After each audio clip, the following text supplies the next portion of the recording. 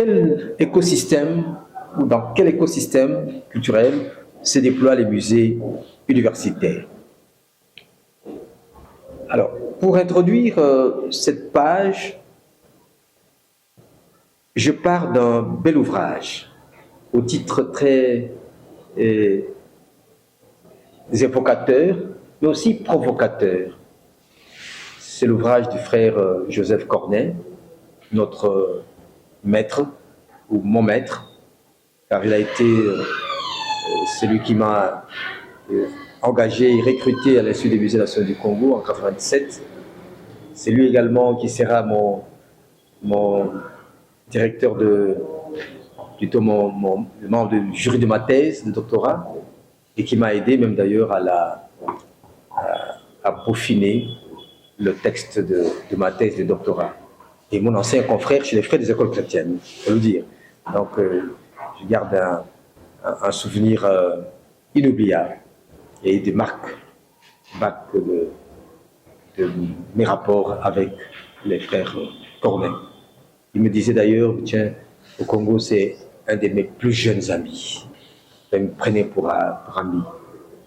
Et de sorte que lorsqu'il va mourir en 2004, fort heureusement, en 2003, j'ai rencontré l'occasion lui a permis de me donner ce pouvoir de ce stylo qui est du frère Cornet depuis 2003. Donc, vous voyez, j'ai un sens de conservation, j'ai un sens des matériaux, d'éléments que je porte, parce que c'est chargé d'histoire pour moi, et je donne un sens à cela. Lorsque je ne l'ai pas, lorsque je ne les porte pas, je me sens dénué de tout bon sens. Cet ouvrage, c'est Zaïre à l'époque, parce qu'il a écrit en 1985, Zaïre, terre de tous les trésors. Zaïre, terre de tous les trésors. Il a publié dans la collection Grand Livre, aux éditions Jeune Afrique, à Paris en 1985. Je l'avais tout à l'heure dans la Jeep, mais malheureusement le chauffeur vient de partir. Sinon, j'allais vous montrer ces bel ouvrage du frère Cornet, un volume assez bien illustré sur Pays de tous les trésors. Je mets aussi à côté parfois un autre ouvrage de Chantal Tombu et Alain Huard, Congo, pays magnifique. Congo, pays magnifique. Et ça, c'est vers les années 2000 qu'ils vont écrire cet ouvrage. Alors, que dit le frère Cornet? Il ressort à la page 52 ce qui suit. Le Zaïre est au cœur même du fait bantou. C'est sur son territoire que la grande coulée humaine venue des terres du Tchad a vécu des épisodes essentiels. Peut-être en majorité sous forme d'infiltration, il y a une infiltration lente et pacifique, car on n'a pas eu dans l'histoire des faits troublants dans les rapports entre le Tchad et le Congo. Donc c'est pour ça qu'il parle de ces infiltrations lentes mais pacifiques. Pacifiques. Et ça, c'est Cornet qui l'écrit. Sur les terres du Zaïre sont nés, dit-il, et se sont épanouis d'importants royaumes de la savane. Au souvenir glorieux, Congo, Kuba, Luba, Lunda, dont plusieurs firent l'admiration des Portugais qui les approchèrent. Et cela au XVe et XVIe siècle. Pour l'histoire de l'épopée bantoue, l'archéologie, complète utilement les récits des voyageurs ou des missionnaires. C'est l'archéologie, les résultats des fouilles archéologiques, que ce soit de surface ou de profondeur, qui viennent justement donner du tonus à ce qui peut être comme récit des voyageurs ou des missionnaires. Vous savez que pour beaucoup de récits, des faits, ne sont rapportés par des voyageurs, des missionnaires, des ethnographes. Et là, je dois d'ailleurs, j'étais très sévère, je le suis encore, sévère à l'endroit des missionnaires actuels, des autochtones. J'ai eu à l'occasion d'enseigner à l'université Saint-Eugène de Masnod à Kintamo chez les Pères Oblats. Vous avez donc parmi les étudiants des prêtres qui sont déjà ordonnés et d'autres théologiens qui poursuivent leur second cycle d'études théologiques. J'étais très sévère à l'endroit de ces jeunes. Regardez, où en est-on avec Aïquatoria, le centre Aïquatoria? Où en est-on avec Seiba Bandundu, des pères du Verbe divin, SVD? Où en est-on avec beaucoup d'autres centres de recherche? Mais là, je parle des centres qui sont pour nous utiles, ethnographiques à la fois, archéologiques, etc., anthropologiques, animés qui l'étaient par des missionnaires, mais qui actuellement sont l'ombre d'eux-mêmes. Pourquoi? Pourtant, il y a encore des prêtres SVD, missionnaires, noirs, autochtones. Pourtant, il y a encore des prêtres missionnaires de Sacré-Cœur à l'Équateur. Pourquoi? Je pense qu'il y a un problème. Il y a un problème. Ils ont les mêmes horaires de prière, d'études et de travail. Les prêtres, ils ont ces mêmes horaires. Ils ont le temps d'être au réfectoire. Ils ne manquent pas de quoi manger, même si actuellement il y a quelques petits problèmes de restauration. Mais ils ont un horaire intéressant. Mais comment n'accordent-ils pas du temps à la recherche, aux enquêtes, aux entretiens avec les milieux dans lesquels ils vivent, pour produire aussi à leur tour des sommes de connaissances, comme ces connaissances nous sont venues des missionnaires blancs. Est-ce que c'est les lots, les dada, des seuls blancs pour faire des études anthropologiques, ethnographiques, missiologiques, linguistiques, au point de perdre tous ces patrimoines de ce pays? Vous savez qu'il va y avoir, à un moment donné, des langues qui vont disparaître. Je ne sais pas s'il y a des linguistes parmi nous. Des langues qui vont disparaître. Pourquoi? Faute de locuteurs, faute d'instruments qui accompagnent l'apprentissage des langues. Ou si elles le sont encore maintenant, mais elles sont altérées.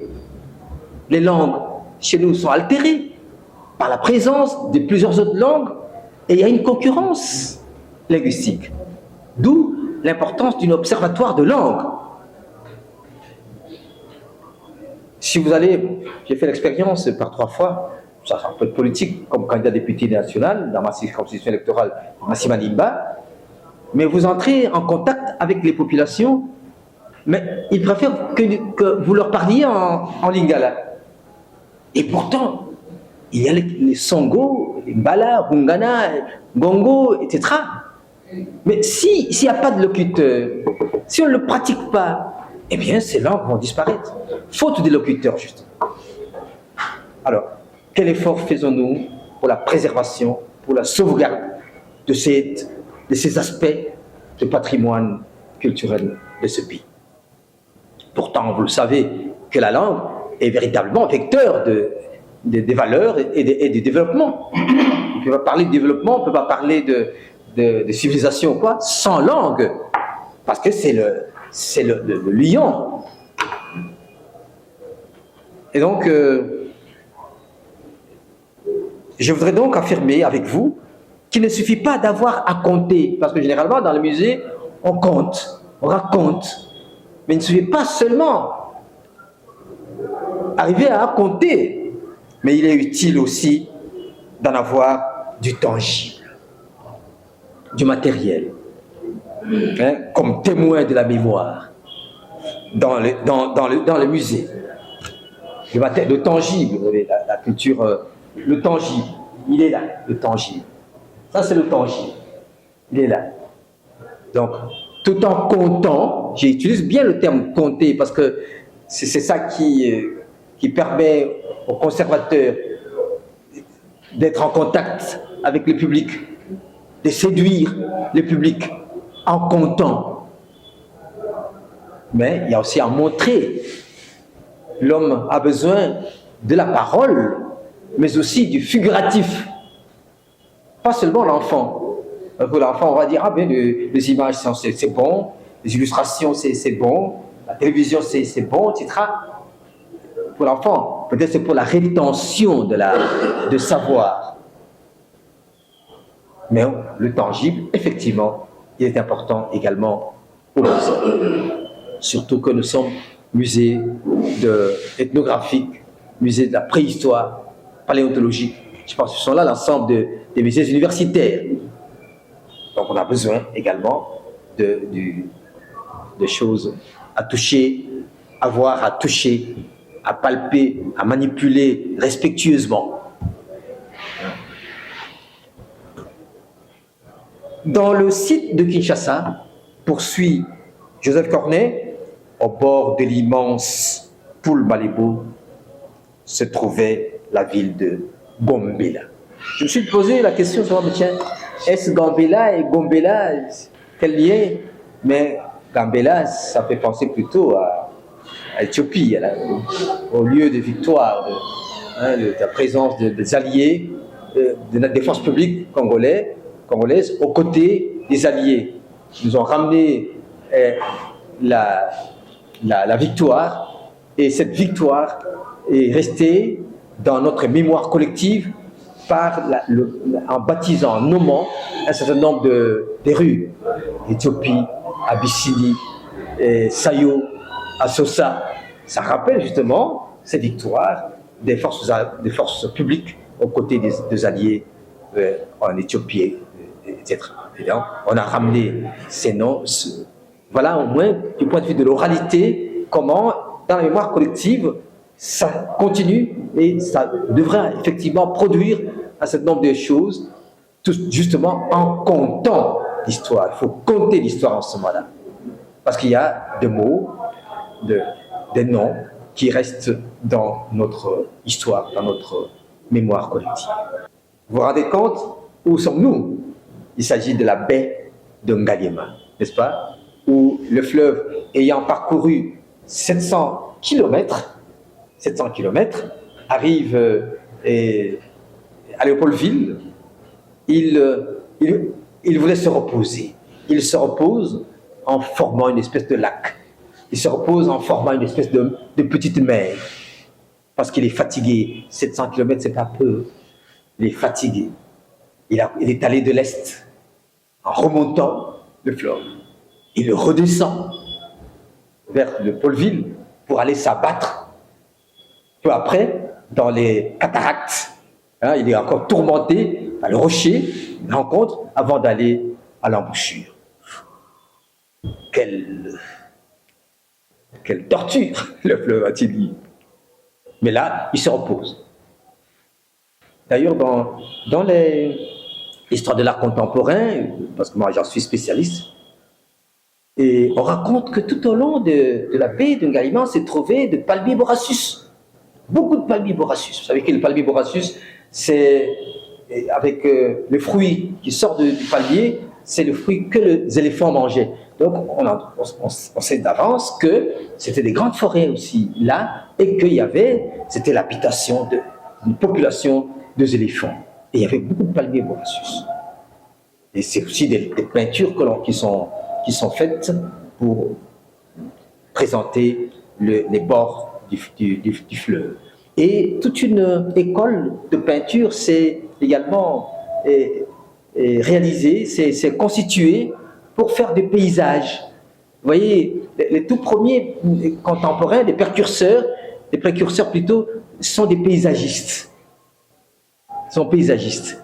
Avant d'aborder le portrait, et ça vient d'ailleurs par le fait des rencontres, des cultures avec les Européens, le portrait. Et alors là, on donne du bon matériau, hein, de peinture, d'étoiles parfois aussi, pour faire justement des portraits. C'est pour ça que dans les peintures publicitaires, dans les peintures populaires, généralement, quand vous entrez dans un atelier d'artistes, ils sont adonnés à des exercices pour pouvoir apprendre la peinture. Et les premiers exercices étaient comment réaliser un paysage, comment réaliser un portrait. Ça, c'est les exercices fondamentaux ABC de peinture populaire et publicitaire. J'ai fait très belle enquête sur Kinshasa, jusqu'à découvrir les proto-peintres de Kinshasa, qui étaient situés, vous savez, là où se trouve la commune de comment s'appelle ça, Victoire, c'est Calamou. Il y avait un marché. Là, c'est un marché. Pour les Quinois qui savent que la communauté viendra plus tard, mais c'était un marché. Et dans ces marchés, il y avait des peintres, comme Bovin, comment il s'appelle, Lomavin. Lomavin travaillait dans cette peinture et qui deviendra celui qui va apprendre à Bodo, à Chéri Samba et plus tard tous les disciples sont greffés autour de ces artistes que eux, comme peintres publicitaires, ont appris aux disciples. Parce que dans les ateliers, généralement, il y a toujours des disciples. Il y a un maître et il y a aussi des disciples. Et de sorte que le maître, quand il va sur le terrain pour réaliser une peinture, je vous raconte ça parce que vous êtes conservateur, vous devez connaître un petit peu comment on a pu travailler également nous-mêmes en tant qu'historien d'art. Et donc le peintre, il est maître, mais il a des disciples, des apprenants. Il a des apprenants. Et quand il va sur le mur en train de faire une publicité, ce sont ceux-là qui lui donnent un coup de main, qui doivent faire, par exemple, faire le traitement du mur, hein, qui font le traitement du mur, qui doivent faire des croquis sur le mur, avant que le maître ne passe son peigne fin d'ailleurs, son pinceau. Voilà, ça c'est le travail des artistes. Donc à la fois on est maître, mais aussi apprenant.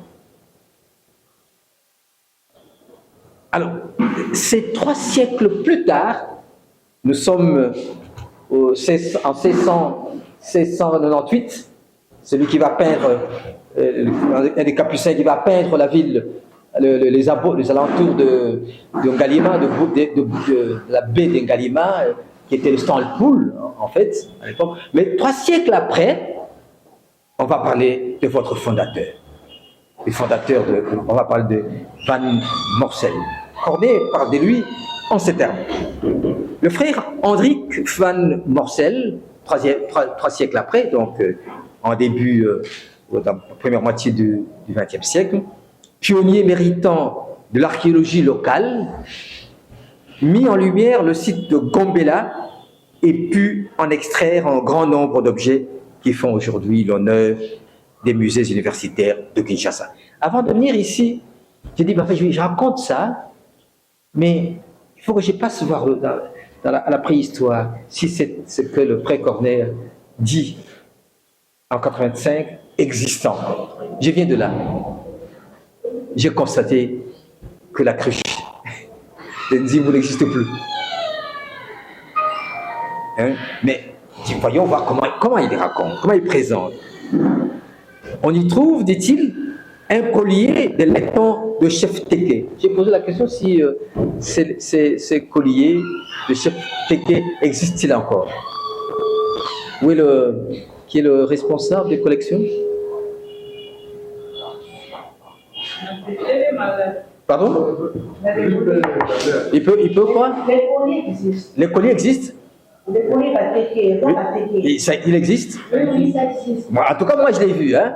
Il y a quelques années, quand j'ai visité le musée, j'ai vu. C'est pour ça que je voulais vérifier si ça existe, parce que nous avons connu assez bien de affres de pillage. Je ne sais pas s'il y a eu pillage ici, mais on a connu des moments douloureux de nos collections. Donc déjà, il parle de frère Corneille en 85, parle du collier en laiton de chef Teke. Il parle des perles, il parle de bracelets, il parle d'une remarquable poterie blanche au décor abondant et original, ainsi qu'un trésor des Nzimbu, de Kori. Ça serait très heureux d'apprendre que cela existe. Si ça n'existe pas, nous pouvons en être tout tristes.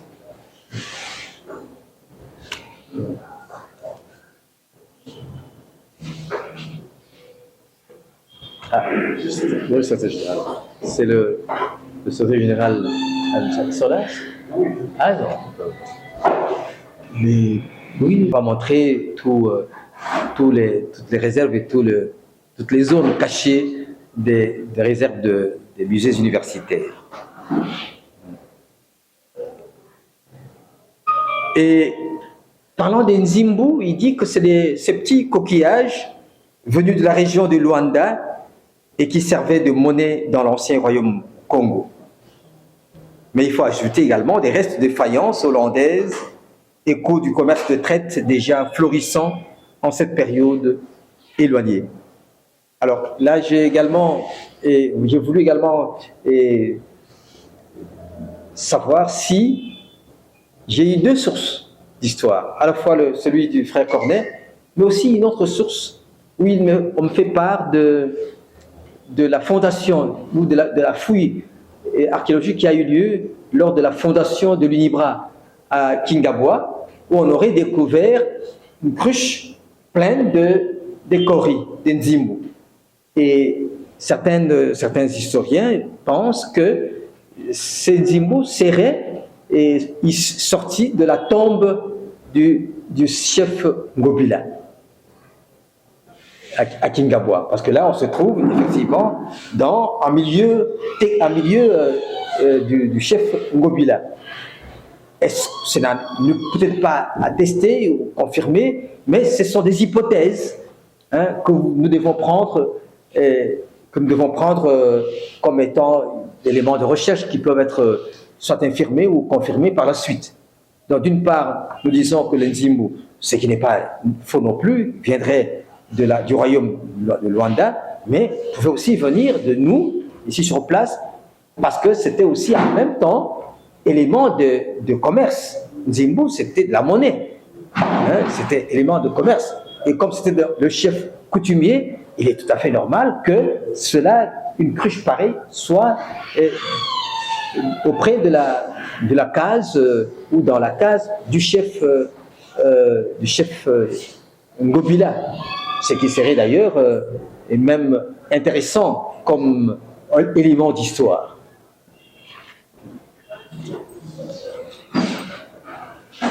Donc, c'est en fait là, vous posez aussi toute la problématique qui peut être élément de recherche ou d'enquête pour pouvoir chercher si réellement cela peut être vérifié et de quelle manière. Donc, ça veut dire que la recherche doit continuer. Je pense que comme attitude d'ailleurs de la recherche, c'est mieux d'avoir des attitudes en émettant certaines réserves pour ne pas dire c'est pas un doute, mais des réserves tout de même, des hypothèses qui permettent de pouvoir continuer à mener une bonne recherche. Mais la recherche, elle est sujette et tributaire des sources, de la documentation. Et les sources sont diverses. Ça peut être des sources orales, ça peut être également des sources écrites. Mais ces sources écrites, d'où viennent-elles? Si c'est des missionnaires, si c'est des ethnographes, mais est-ce que cela peut être vérifié dans nos traditions également, dans notre communauté vivante, autochtone? Parce que chez nous, cela se transmet de génération en génération. Il ne faut jamais méconnaître justement cet élément des traditions. C'est extrêmement important. C'est pourquoi je dis, lorsque nous savons compter l'histoire, eh bien, cela peut demeurer vivant dans l'imaginaire collectif. Donc n'hésitons pas de compter. Ceux qui détiennent et qui sont dépositaires de savoir, on ne garde pas. Il faut compter aux générations. Vous savez, nous qui avons eu le privilège d'être nés dans le village, lorsqu'on a mangé lorsqu'on veut aller soit dans les jeux d'enfants à la claire de la lune, mais parfois on était autour du foyer avec les parents, avec les grands-parents, et ils vous racontent l'histoire sous forme des proverbes, de contes et de légendes. Et c'est ça que nous retenions davantage. On m'a dit que monsieur Mafé Manganzeng, qui était membre du comité central et au régime de Mobutu, parlait sous forme de proverbes. C'est sapientiel. Et il était souvent mal compris par le pouvoir. Vous savez, quand vous parlez en proverbe, vous donnez double exercice aux locuteurs, à ceux qui vous entendent.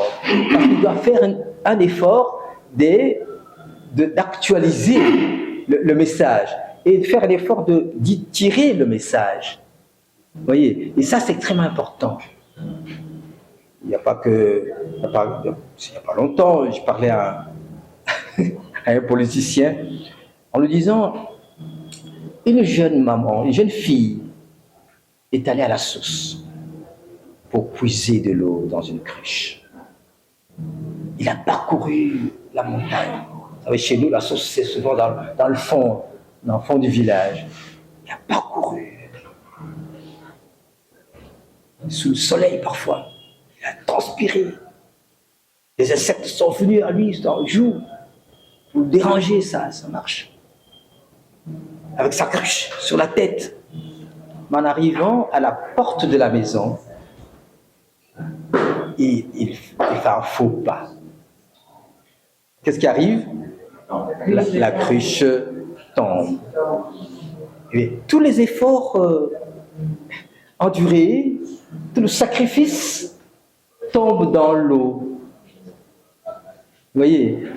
Et donc, il vaut mieux bien commencer, mais aussi bien terminer. Vous voyez cette patience, cette endurance, à la fois cette sagesse, à la fois cette responsabilité, cet engagement, pourquoi pas cette passion de métier. Parce qu'on ne peut pas faire un métier de conservateur comme celui-ci sans passion.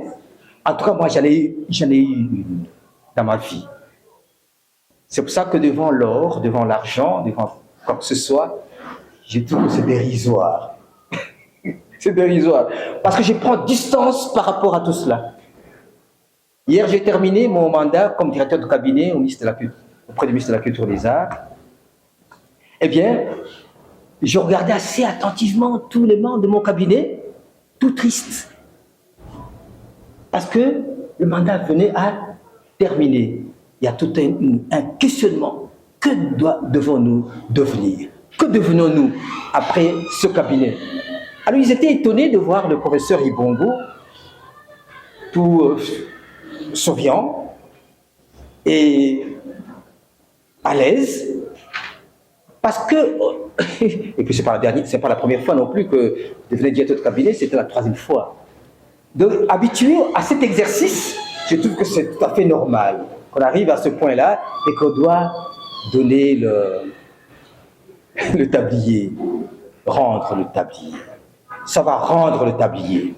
On a fait son travail, rendons le tablier. Vous voyez ça, hein? On a fait son travail, son métier. Cherchons la relève. Vous voyez ça? Cherchons la relève. Il n'y a pas de jeunes parmi nous. À qui transmettre? Il y a très peu de jeunes au musée. Pensons à la relève. Parce que nous devons leur compter, nous devons leur transmettre.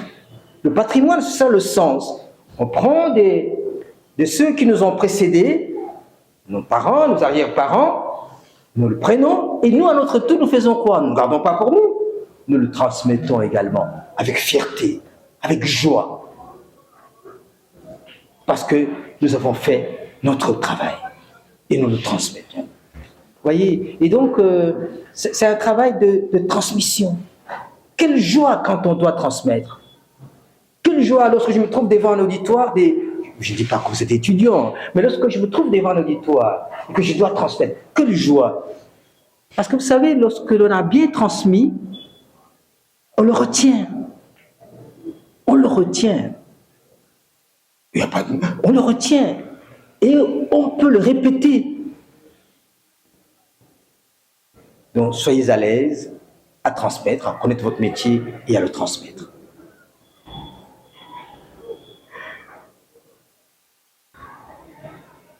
Le musée, notre musée de la préhistoire, il baigne dans un milieu universitaire. Là, j'étais en train de parler un peu de l'écosystème culturel de nos musées universitaires pour les amis qui viennent d'arriver, parce que nous ne sommes pas les seuls maîtres à bord. Hein. Il ne faut pas imaginer qu'on est seuls à bord. Il y a tout l'environnement, il y a tout le reste dont il faut tenir compte.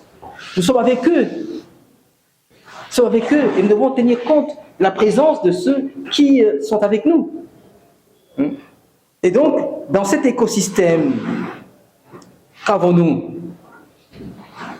Ce milieu universitaire, il est constitué de différents corps, vous le savez mieux que moi, académiques, scientifiques, administratifs, techniques et ouvriers, et surtout, majoritairement, des étudiants.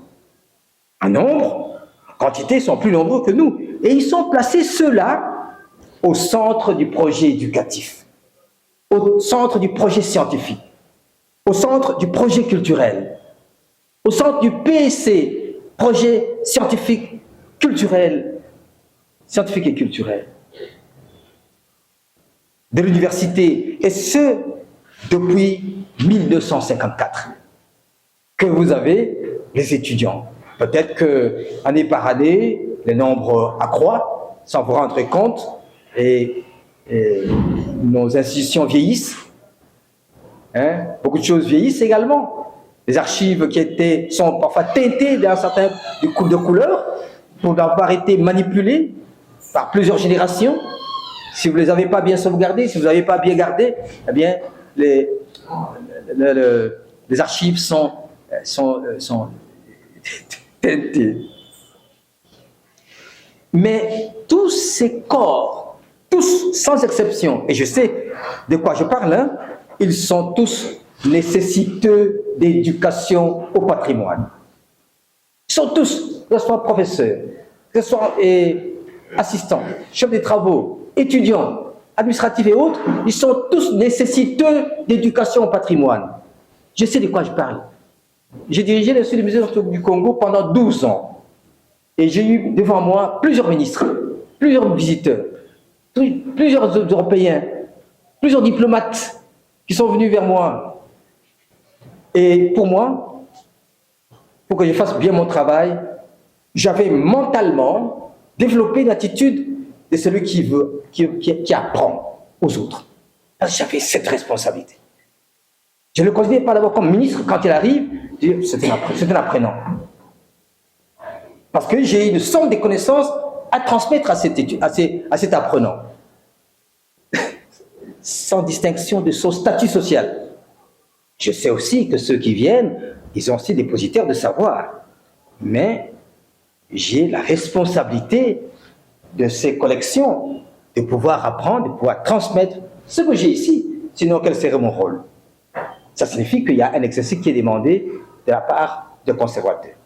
C'est lequel? Sinon, de bien connaître, pour bien présenter, de bien assimiler, de bien vous approprier. Il ne faut pas fuir les contacts avec l'objet. Il ne faut pas fuir le contact. Il faut s'approprier le patrimoine pour que vous soyez à l'aise pour le transmettre.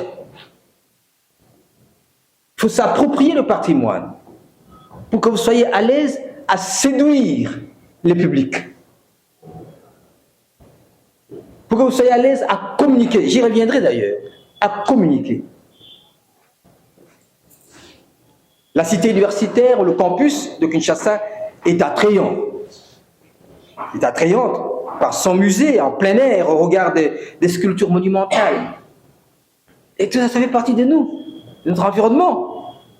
La mère nourricière, Alma Mater, de Guinamao, la liseuse en face des lettres, les médecins et les malades en face de la faculté de médecine, etc. Et ces sculptures monumentales, je les considère comme paradigmes. Elles sont paradigmatiques, elles sont paradigmes de vocations étudiantes. La liseuse, regardez l'attitude de la liseuse. Vous voyez, vous représentez notre faculté de lettres. Vous voyez la sculpture qui est là en blanc, la liseuse. Vous voyez la forme, vous voyez la composition de cette sculpture. Mais elle est appelante comme attitude. Ça veut dire que les étudiants sont appelés à avoir cette attitude de lecture. Donc on invite les étudiants à la lecture, à la recherche, à la bibliothèque. Je ne sais pas combien d'étudiants encore fréquentent la bibliothèque. Combien de professeurs fréquentent la bibliothèque? Combien de professeurs achètent-ils des ouvrages? Combien de professeurs écrivent encore? Vous voyez, ça c'est des remises en question que nous pouvons nous faire à nous-mêmes. À nous-mêmes. Lorsque nous sommes sévères aux étudiants pour qu'ils fréquentent la bibliothèque, pour qu'ils lisent, qu'ils fassent la recherche, c'est d'abord nous qui sommes le premier. C'est pour ça que lorsqu'on rencontre des amis du domaine, bah tiens, cher ami, à quoi est-ce que vous êtes occupé ces derniers temps? À quoi es-tu occupé? À quel projet? Quel est le dernier article publié et sur quoi? Et où? Vous voyez, on est fiers. Ah, moi, je viens de publier quelque chose. On peut le dire, je n'ai pas eu à le publier à l'Harmattan, ni à Session là-bas, mais je l'ai publié aux éditions Baobab. J'étais aux éditions Saint-Paul, c'est plus proche de nous. Nous écrivons pour qui? Non pas pour les Belges. Nous écrivons d'abord pour nous-mêmes. Ce qui vient de l'extérieur vient en appui. Et parfois, nous pouvons remettre en question ce qu'ils ont écrit. Parce que pour certains, évidemment, il y a beaucoup de prétentions, parfois, des africanistes, pour avoir passé 1 ou 2 mois, ou 3 ou 4 mois à Kingabwa ou à Kingasani. Tout à coup, on est africaniste, spécialiste de l'art africain, spécialiste de la ville de Kinshasa, etc. On a eu pas mal d'échanges avec Philippe de Bock, ou bien Tréfond ou d'autres, etc. Ou les jeunes filles qui arrivent ici, le musée, un espace d'éducation, et discuter un espace de recherche. Parce qu'en discutant, ça vous mène à quoi? C'est pas la vérité. Ici, je m'adresse spécialement à vous, professeurs de musée, quelle que soit leur fonction, votre fonction, vous devez être convaincus de la nécessité de partager et de reconnaître avec le plus grand nombre d'individus, quel que soit leur âge ou leur statut social, l'importance de découvrir et de comprendre les origines de l'humanité, de la culture et du patrimoine naturel. Notez donc que la formation continue à tout âge, depuis la petite enfance jusqu'au 3e âge, de 7 à 77 ans, a sa place au musée. Donc, au musée, nous faisons la formation continue. Au-delà de la formation formelle, nous faisons de la formation continue, et cela à tout âge, de 7 à 77 ans. C'est pour ça que l'on dit que apprendre, c'est à tout moment. On n'est jamais fatigué à apprendre. Il n'est jamais trop tard à apprendre. Et on apprend chaque jour qui passe. Donc c'est une attitude humble d'ailleurs. Quand on connaît, il faut être humble. Quand on a beaucoup de connaissances, de savoir, c'est toujours habillé dans une humilité, dans une simplicité. Nous ne sommes pas des tonneaux vides. Les tonneaux vides sont ceux qui font beaucoup de bruit. Mais nous savons que nous sommes dépositaires de savoir et nous nous habillons humblement, simplement et modestement parce que nous détenons quelque chose de précieux. Nous-mêmes, qui abondakate. Parce que si vous bagarrez, mais les œufs se cassent. se casse. Nous détenons des choses précieuses. Nous détenons des trésors. C'est pour ça que le frère Cornet dit, Zaïre, terre de tous les trésors. Alors, terre de tous les trésors, mais tous ces trésors, il ne faut pas les...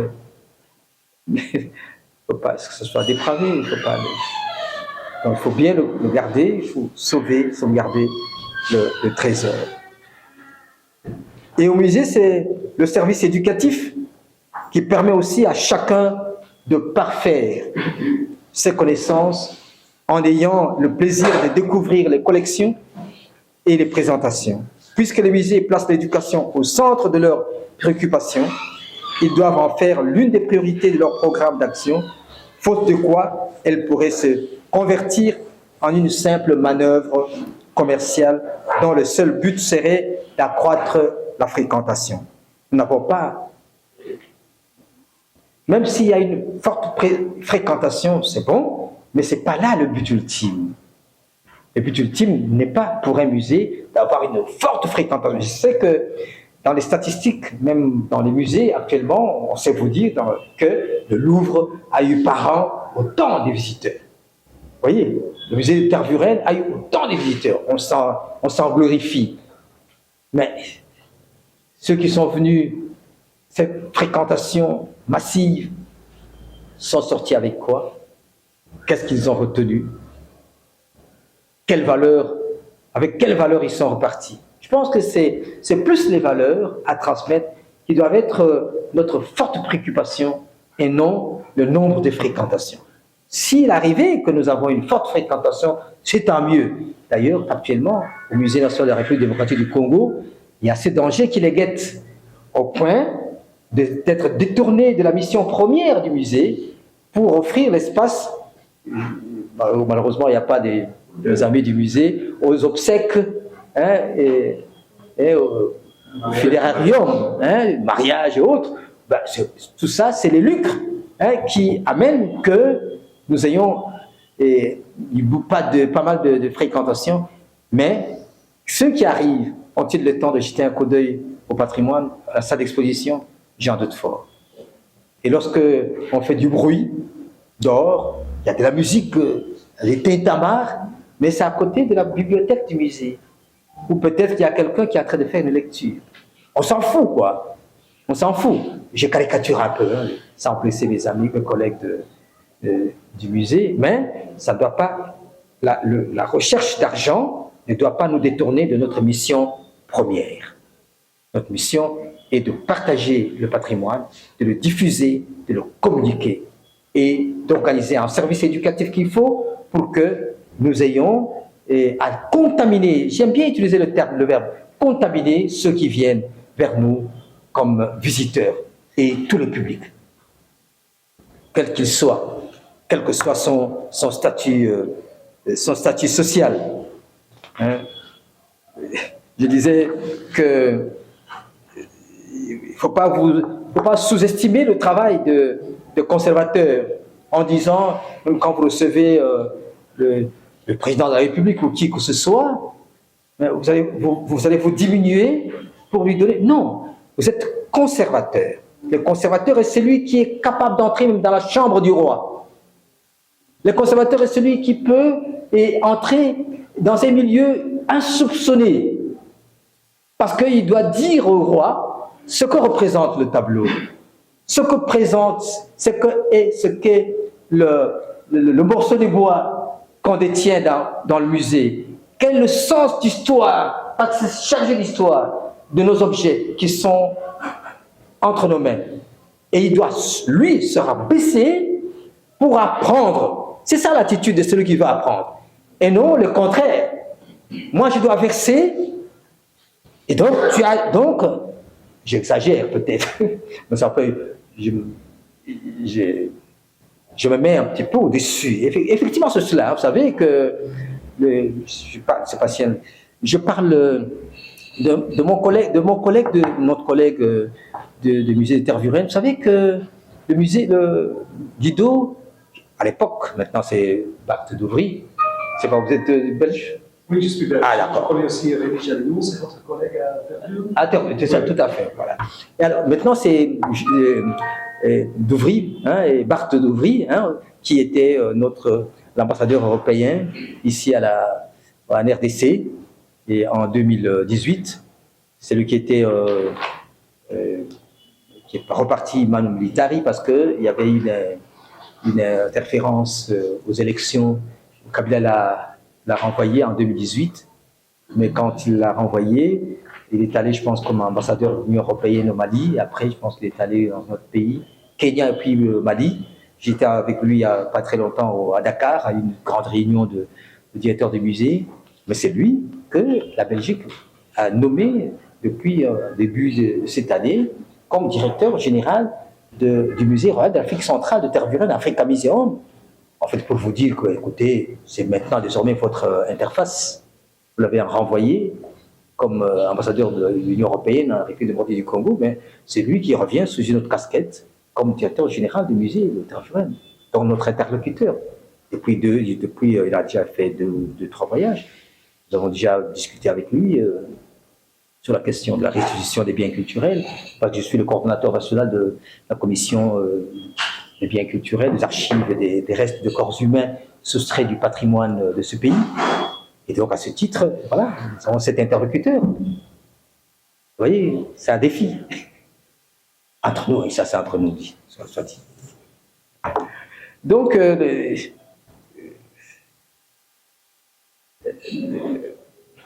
les conservateurs du musée, il ne faut pas vous enfermer dans une tour d'ivoire, le regard rivé sur les collections. Aujourd'hui, plus que jamais, c'est un véritable orchestre, le directeur du musée, M. Lofembe. Vous êtes donc homme orchestre, comme directeur de musée, qui doit jongler avec des missions très variées pour que ces musées...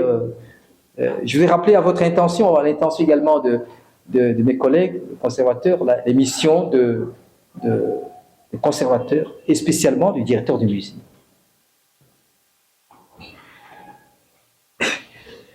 Entretenir et mettre en valeur les collections. Vous le savez, je rappelle, entretenir et mettre en valeur les collections. Par la conservation préventive des œuvres, la restauration des toiles, vous n'en avez pas peut-être ici, ou des objets qui sont abîmés. Deux, il faut aménager ou réaménager les salles d'exposition. Je vous le rappelle, acquérir de nouvelles œuvres. Ça, c'est la tâche peut-être difficile parce que ça nécessite des moyens aussi. Ça nécessite un coût. Mais vous savez qu'actuellement, si vous jonglez bien, il y a peut-être aussi certains organismes, certains partenaires qui peuvent vous aider. Le musée, la collection nationale, n'était pas toujours alimenté par les fonds de la République. Je me rappelle, à un moment donné, le frère Cornet s'adressait, il avait beaucoup d'amis, beaucoup de partenaires, il s'adressait, par exemple, aux banquiers, aux administrateurs d'entreprises, à l'époque avec Van Beuve, qui était à FLMA. Et il y avait beaucoup d'entreprises ici qui étaient, dont à la tête se trouvaient des Belges ou des expatriés. Alors, il recourait à eux pour dire, j'ai un projet de recherche, que je voudrais aller par exemple à Inongo, parce que c'est un espace non encore couvert par de recherche, où on veut aller au Kivu, même dans le Bas-Congo, mais il me manque ceci ou cela. Et il arrivait à avoir des moyens importants. Si vous tombez sur des hommes bien cultivés, bien passionnés du patrimoine, ils sont capables de vous venir en aide, et vous avez des moyens qui vous permettent de faire la recherche sur terrain. Et quand on fait la recherche, c'est aussi d'une pierre deux coups. On peut en même temps récolter des choses, des matériaux, mais d'autre part, on peut aussi récolter les objets, l'une ou l'autre pièce. On peut tomber sur quelqu'un, un dépositaire, qui veut se débarrasser d'une pièce, et moyennant peut-être un peu d'argent. Il y a moyen d'acquérir de nouvelles pièces, mais pourvu que vous soyez sur le terrain. Ou même ici, il y a parfois des antiquaires, mais il faut alors attester de l'authenticité de la pièce. avant de pouvoir l'acquérir. Beaucoup d'objets du Mont Galima, et nous les avons achetés aux antiquaires, hein, aux commerçants. Mais il y avait toute une équipe, pas une seule personne, hein, mais c'était une équipe, hein, de conservateurs pour attester que la pièce est valable, elle est authentique. Et en l'achetant, c'est un plus dans nos collections. Parce qu'il ne faut pas remplir des pièces qui se trouvent déjà dans la collection. Chez nous, dans la collection nationale, il y a beaucoup de masques. Alors si quelqu'un arrive avec un masque Kuba, c'est de trop. Hein? Je préfère acheter du légal, parce que c'est rare, parce que ça a été pillé. Je préfère acheter des pièces de certains peuples, certaines communautés qui ne s'y trouvent pas. Par exemple, dernièrement, le professeur, l'ancien directeur général de l'INA, qui est actuellement ambassadeur du Congo en Tunisie, a offert au musée un instrument de musique qui est rare, une pièce rare de chez les Chi, les Bachi, du sud Kivu. Et ça, c'est du gagné, parce que c'est une pièce qui n'existait pas. Et dans la collection, il y avait moins de Chi. Je me demande s'il y avait d'ailleurs des Chi. C'est une première pièce qu'on acquiert des Chi qui va maintenant, qui se retrouve dans les collections nationales. Et il y en a comme ça beaucoup de pièces que l'on peut avoir. Il suffit d'ouvrir les yeux et il y a moins de pièces, par exemple, de proverbes Oyo actuellement. Vous en avez plus à Tervuren qu'ici. Vous voyez, il y a moins de pendatifs en ivoire qui ont été volés ou pillés en 11, 12, 13, au moment des pillages. Comme c'est petit, hein, c'est facile à transporter, on peut mettre dans la poche, mais des beaux pendentifs, pendés notamment, qui ont été volés, malheureusement.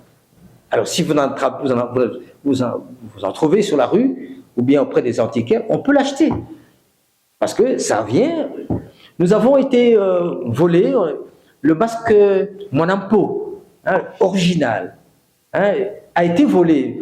Je ne sais pas quand, mais avant d'ailleurs que je ne devienne directeur général des musées nationaux, ça a été probablement les années 90, mon emploi a été volé. Et fort heureusement, Madame Chagé, professeur Chagé, votre professeur, dans un de voyage dans le Katanga, a pu acheter une Monampo que nous avons mis maintenant au musée. Mais nous savons tous que ce n'est pas du vrai. C'est pas du vrai, mais nous l'avons mis là parce que en remplacement de l'original qui a été volé au musée. C'est parfois des reproductions. Vous savez, dans le musée, il y a parfois des pièces de reproduction qui, à la longue, deviennent évidemment des œuvres importantes. Que d'en manquer. Que d'en manquer. C'est également une attitude, hein, que l'on peut avoir. Mais il ne faut pas perdre pour prendre la reproduction. Il faut sauver ce qu'il y a. C'est important. Une autre tâche, c'est d'élaborer l'inventaire et le catalogue des richesses du musée, d'organiser la recherche scientifique sur les collections, d'organiser les expositions ou des manifestations temporaires, comme c'est le cas. Comme c'est le cas maintenant. C'est une manifestation tout à fait temporaire qui donne prétexte à ce que nous nous échangions ensemble dans notre métier de culture et du patrimoine. Quoi de bien, de beau, que d'échanger autour de notre métier, d'échanger autour de notre vocation. Si vous n'avez pas la vocation de travailler de conservateur, ce n'est pas votre place. En arrivant au musée, à 32 ans, parce que moi je suis entré au musée à 32 ans. Maintenant, évidemment, je suis un vieillard, professeur ordinaire, attendant le méritat, mais je n'en donne pas l'air pour ça. Je me dis, mais mon Dieu, les années passent très vite. Les années passent très vite. Hein. je parle à toi. Les années passent très vite. Hein. Le temps laisse des traces sur notre visage. Le temps laisse ces marques sur notre visage. Nous qui avions une belle chevelure. nous qui avions, voilà, qui marchions, maintenant il faut compter les pas. Quand je viens ici, souvent je vois les collègues. J'étais à une thèse ici avec Noël, professeur Noël, hein? Au Botella, et puis les autres collègues. Mais quand j'ai vu le professeur Botella, faisons attention. Bon, ménageons-nous les uns les autres, hein? Ménageons-nous les uns les autres. C'est pour ça qu'il dans un espace comme celui-ci, il est doux et beau de se sentir frères ensemble. Parce que c'est le même métier qui nous met ensemble. Et de ce faisant, on peut permettre aux plus âgés d'ajouter 1 an, 2 ans, 3 ans. Il faut prolonger un peu le reste de temps, au lieu de précipiter par nos indélicatesses, par nos manques de savoir-faire, de savoir-vivre. Ménageons-nous les uns les autres. Donc, on a aussi le devoir de nous ménager les uns les autres. Mais n'oublions pas aussi que, ce directeur, c'est le FMB, que nous avons aussi la mission de séduire le public. Nous devons séduire le public. C'est un véritable défi pour les directeurs de musées, qui doivent non seulement fidéliser les habitués en renouvelant sans cesse leur intérêt et leur curiosité, mais également conquérir de nouveaux visiteurs.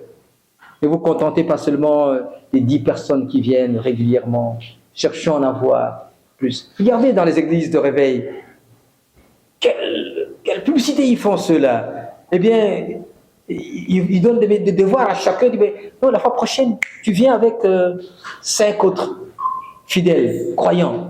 Bandimi. Quartier. Qu'ils viennent. Vous voyez, aujourd'hui, c'était 50, mais demain, quand chacun fait un travail, c'est 100 personnes. Hein? 100 personnes qui arrivent. Faisons aussi le même lobbying, pourquoi pas. Il faut que les gens viennent au musée.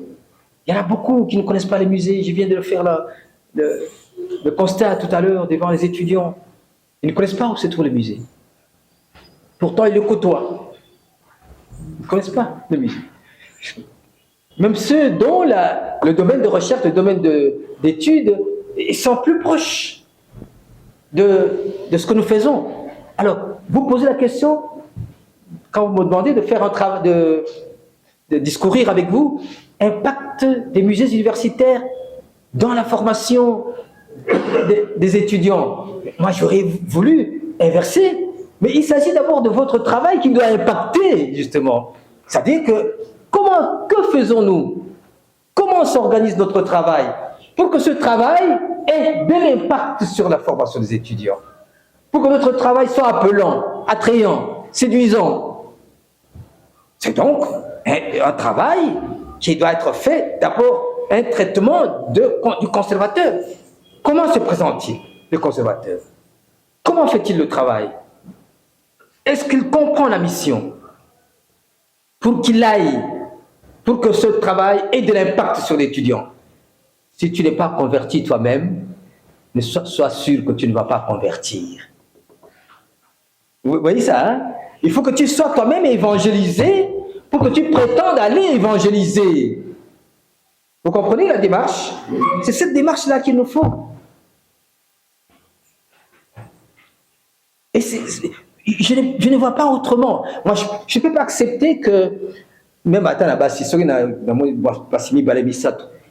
moi, si vous pour tenir devant séduction en il faut charmer. C'est parce qu'on a vieilli. Alors, tu ris parce qu'on a vieilli. Mais je pense que, ça peut pour rire un petit peu, amuser la galerie, mais je pense qu'il faut un travail un traitement de soi avant d'aller vers l'autre. Parce que c'est toi qui dois être persuasif. C'est toi qui dois convaincre. C'est toi qui dois communiquer. et non l'inverse. En communiquant, vous êtes sûr que vous avez réussi à attraper, à avoir. Tu vois, c'est ce travail qu'il faut. Donc, il faut séduire le public, il n'y a rien à faire. Il faut diffuser, communiquer, accorder une attention particulière à cette dimension. Par quoi? Il faut des catalogues, il faut des plaquettes à destination du public, des albums divers qui contribuent à faire rayonner les collections et à assurer la promotion du musée. Et donc, il faut administrer l'établissement.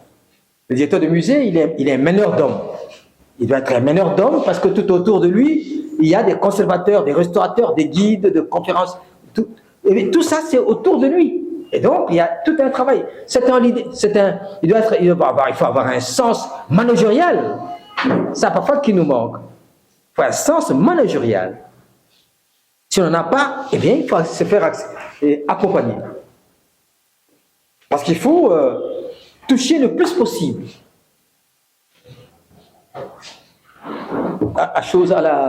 en Europe, ce que j'ai beaucoup aimé, c'est les relations entre la collection et l'éducation, et cela pour impacter véritablement les publics, les étudiants. Comment? Sachant que les fonctions muséales sont étroitement liées, il convient avant tout de traiter les questions éducatives selon la nature des collections. Nous avons des collections diverses chez nous, qu'elles soient constituées d'artefacts ou des spécimens d'histoire naturelle ou matériel technique ou des archives, ou alors des collections qui demandent une analyse approfondie afin d'adopter une orientation pédagogique pertinente.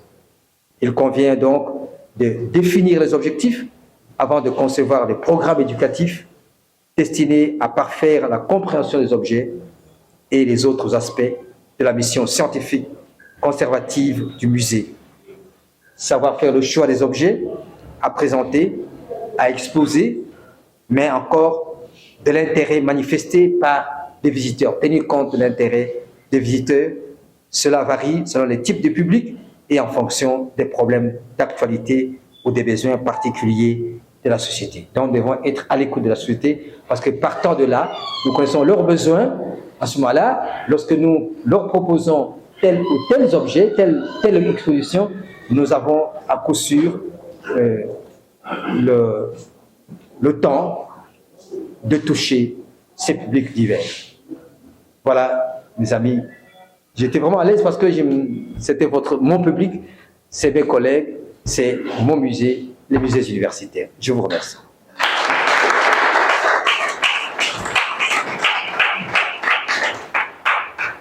Je vous demande d'applaudir encore une fois le professeur.